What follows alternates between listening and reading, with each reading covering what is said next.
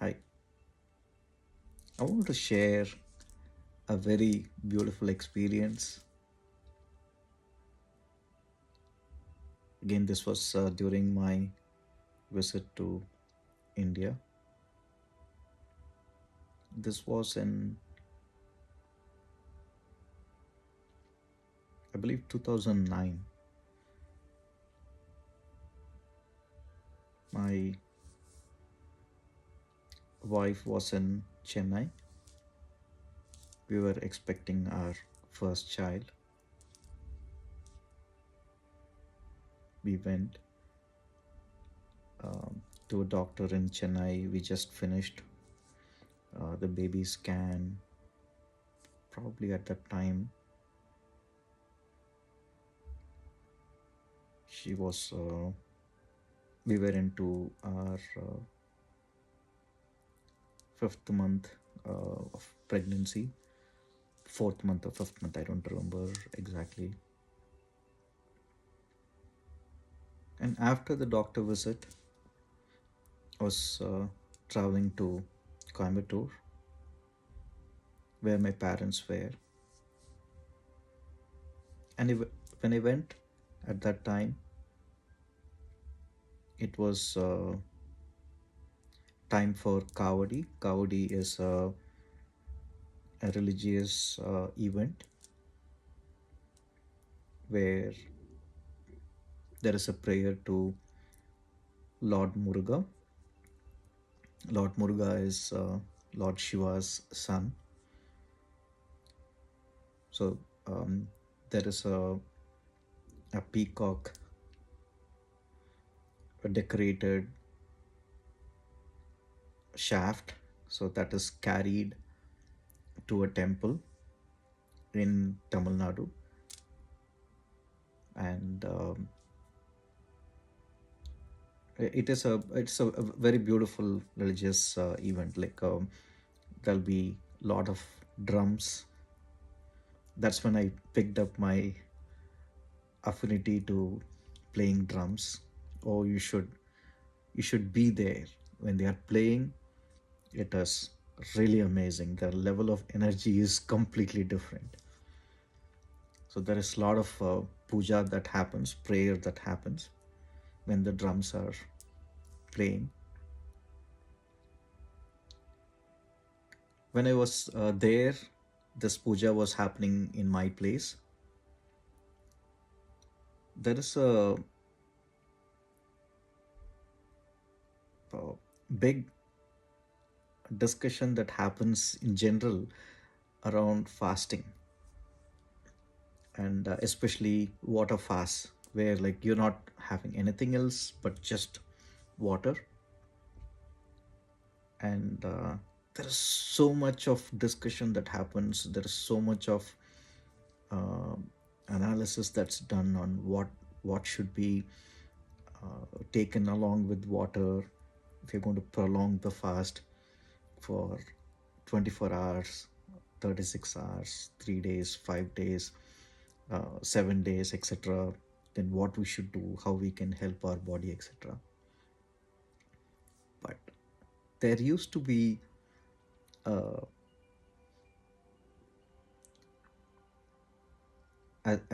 I'll call him a saint.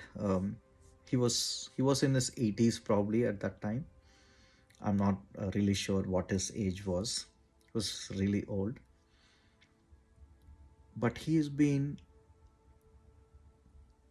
fasting during this period of the year probably for around 40 days. And when I say fast, he doesn't eat anything, he doesn't drink even water, he doesn't speak at that time. We used to call him as Kavadi Tata. Kavadi means that shaft with peacock decoration, peacock feather decoration, as I mentioned.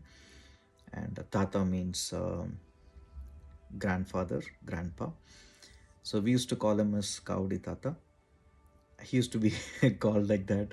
Everybody used to call him that. And in those 40 days, He was in a completely different ecstatic state of being.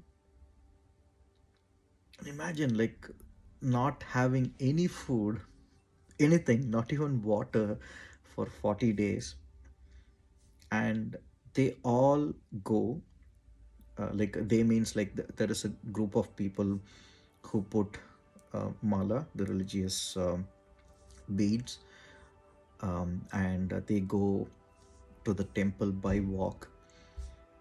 From my city, probably it's more than 100 kilometers. I really don't remember how far it is.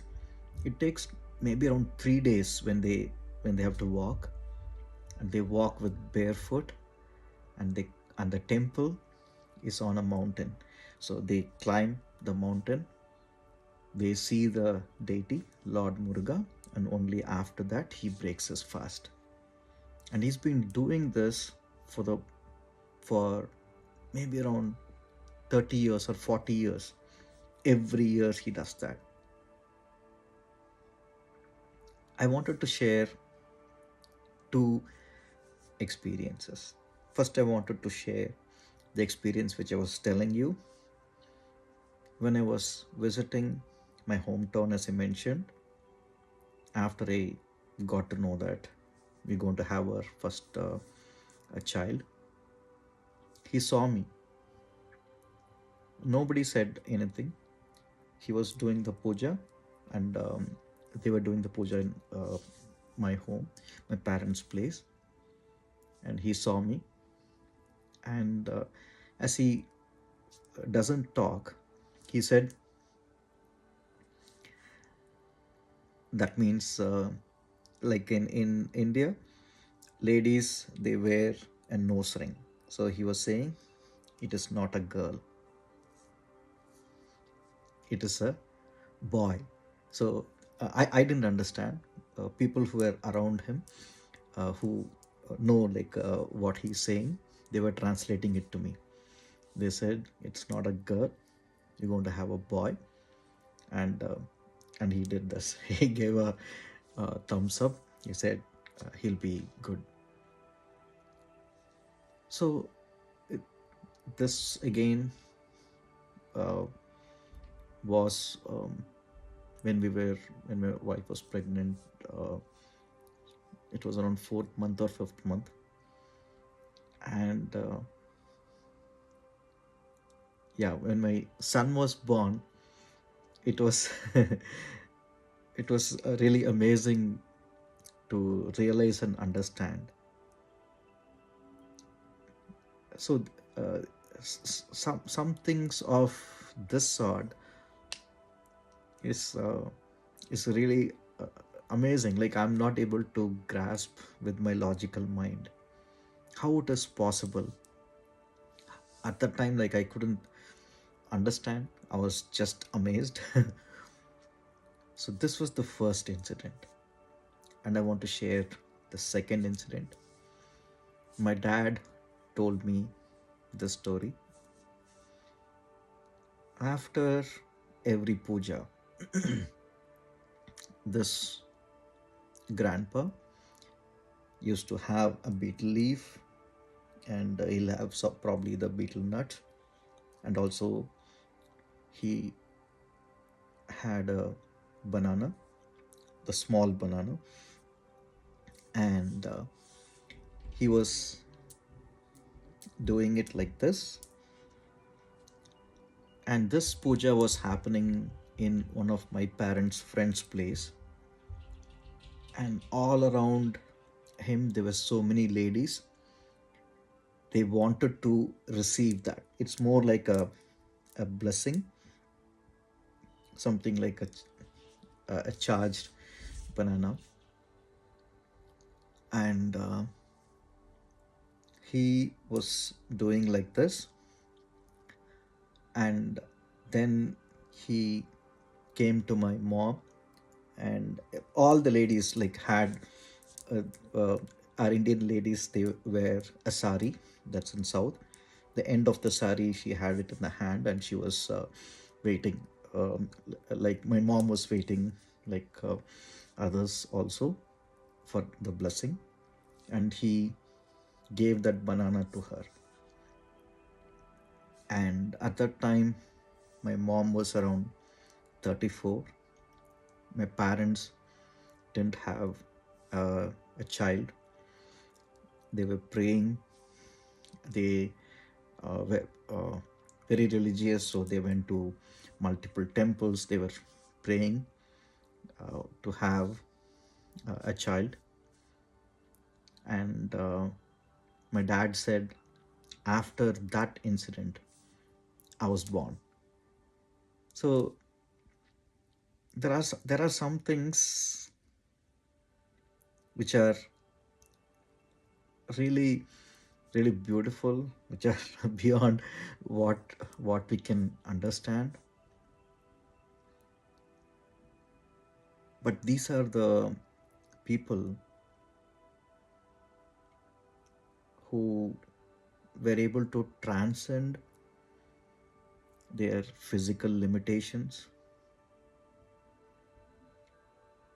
and they were fully connected to their being, and they were fully connected to the source. We can call it anyway, the universe, nature, God, however we want to call it. And they were able to do something to the community, to the society. He lived a very simple life. And you can imagine, like, if he was not eating anything for 40 days, we are not even able to. I've started trying fasting, water fast. It's very difficult. It's not easy. The maximum I've done so far is 48 hours. I want to do at least a 3-day fast, and I want to do it consistently. We know it has a lot of benefits. We'll discuss about it in a different video. But for him to do it for 40 days, even without water, and not only that,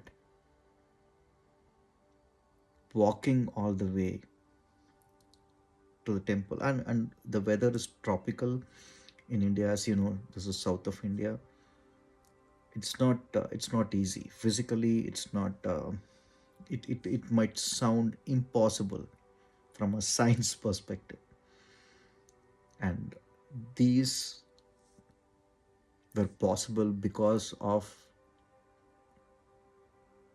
the energy and strength that's possible when we go beyond our physical limitations.